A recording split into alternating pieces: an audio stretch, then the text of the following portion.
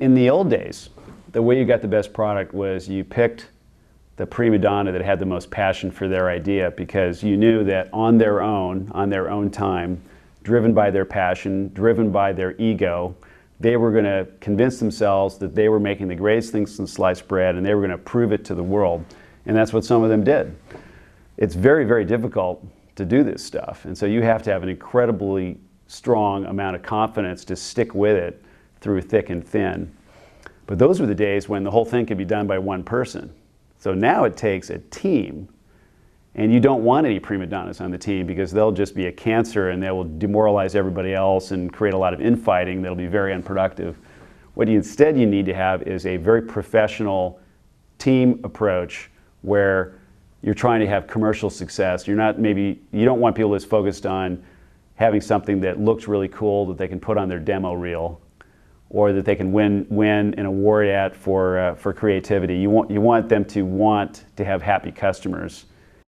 I think someone that was a good game designer 20 years ago could be a good game designer today, because the essential thing is to recognize that what is unique about this medium is that it's interactive.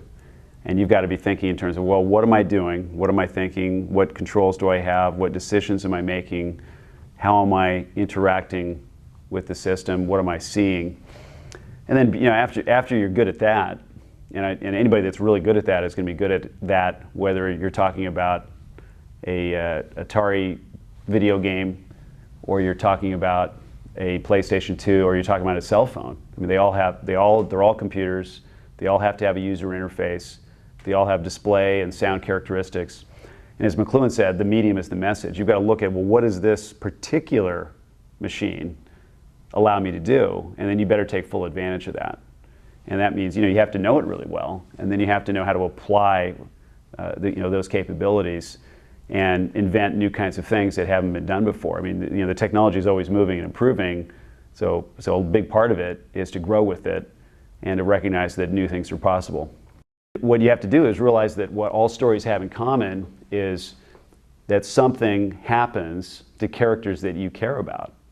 That's Raymond Chandler's definition of a good story. I've always liked it. And therefore, there have to be characters. You have to have some ability to resonate with those characters. You have to be motivated around what those characters are trying to do and what they care about doing. And then you have to be curious about how it's all going to turn out. And it has to mean something to you. Well, the only way it's going to mean something to you, the only way that you're going to resonate with those characters, is if you can project yourself into those characters, or at least one of them, and the situation they're in. So in a way, you're already trying to become part of that story, even if the medium of the book or the television forces you onto the sideline, it forces you into a passive role. But I don't think we prefer to be passive. The one story that people care about the most is the story of their own life.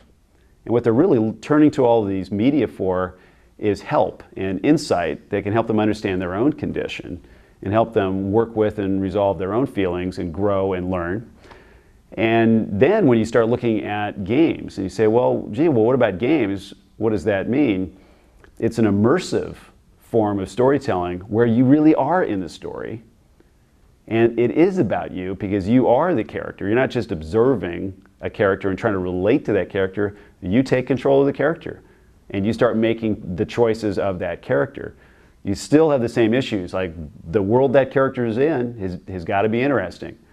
The background about that character has got to be interesting. I have to be motivated to take up the cause and do what that character is going to do. And the way that environment's brought to life has to be compelling, just as it would be for a good movie. But the fact that it's immersive and the fact that I get to do it, I think really, truly makes it the most powerful form of storytelling, even though it's not as carefully, linearly scripted the way a book is. But that doesn't mean you can't have just as much, if not more so, in the way of element of surprise and twists and surprise endings and morals and lessons. I mean, you can still have all of that stuff in a video game.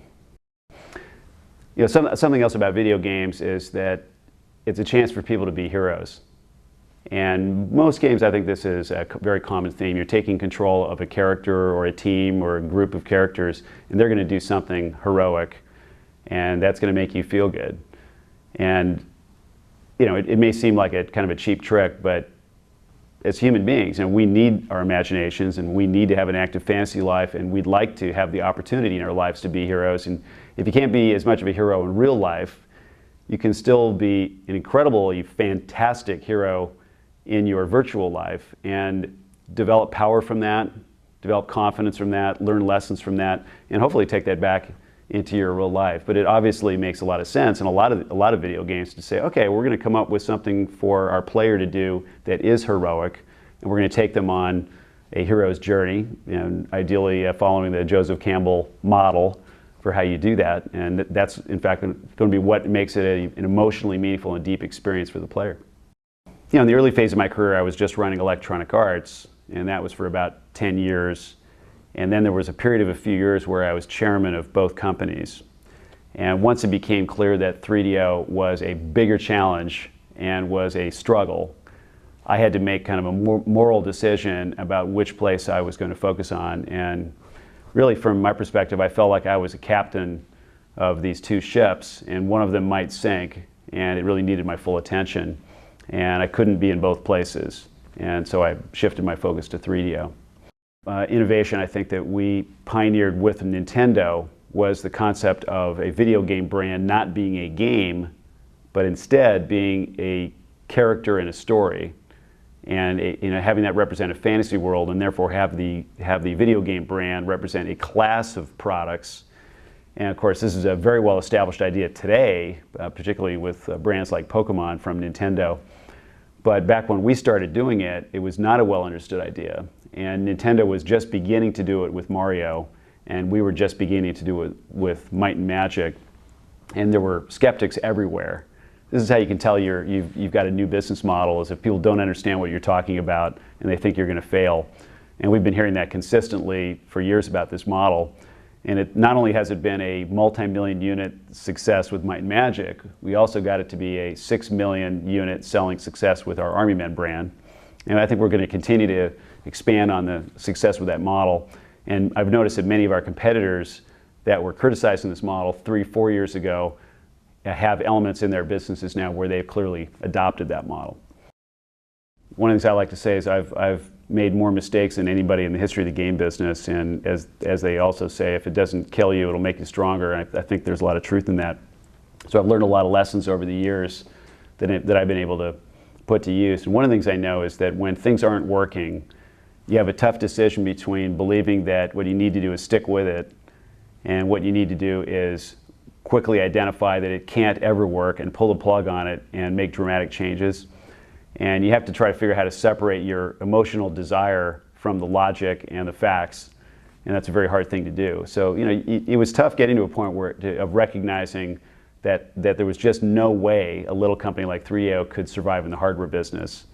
And at the same time, you know, once you've clearly understand that that's what it is, then it's a lot easier to be very direct and expedient about doing what you need to do to make that transformation, and trying to lead your people to understand that that's what needs to be done. Last but not least, another business model innovation is in fact one that 3DO has patented, but we have yet to exploit it, which is the idea of collectible digital characters in an online environment that can be mapped into multiple entertainment uses. And you know, personally, I think that's the best idea that I've ever had, and we're in the process of working on an internet strategy to utilize it. But as we speak here in 2001, we have not launched that yet, but I have great hopes for that in the future.